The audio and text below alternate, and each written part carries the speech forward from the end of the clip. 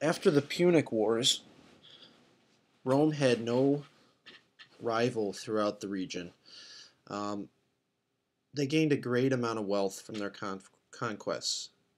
The land that they conquered brought a lot of valuable farmland. Wealthy families were able to buy these large estates. They called them latifundia, which were basically gigantic farms. And they took many of the conquered people and forced them to work as slaves on these farms. Okay, so imagine that they have these big, large farms with lots of slaves working it, and a lot of the plebeians were small farmers, and they were getting paid to do the farming. They were making money off of their farming.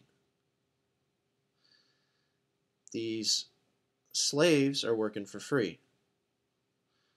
So obviously they're going to produce a lot more, these wealthy families with these large estates, and it's going to hurt the small farmer who's not able to keep up with the production because he doesn't have the funds and doesn't have uh, unlimited labor to help him out. So many of these farmers fall into debt. They're forced to sell their land and move to the city looking for work. So this happens all throughout Rome, all throughout Italy. The small farmers, they run out of money, they lose their farms, and they move to the city. So you have a lot of people moving into the city of Rome looking for work. The gap that existed between the rich and the poor starts to widen because these wealthy families are making a lot of money off of these large farms that they have. So if the rich are getting richer and the poor are getting poorer, what do you think is going to happen? Do you think that the poor are just going to stand by and let the rich do whatever they want? Do you think that they will do something about it?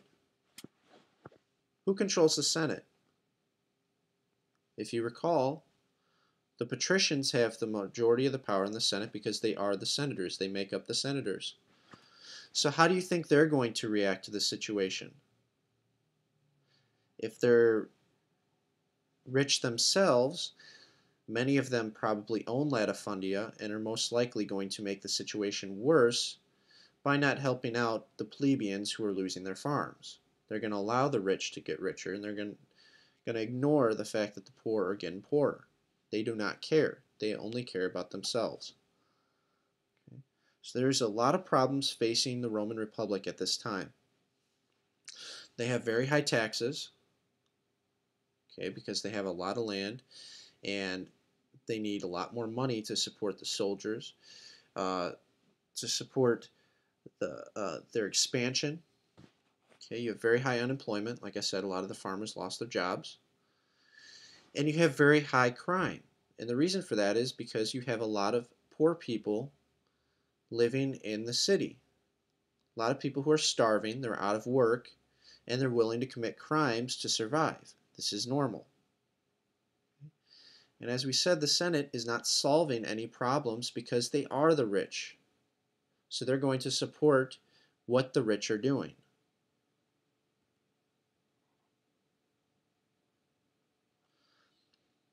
So eventually, conflict develops between the rich and the poor, and you have civil wars that occur.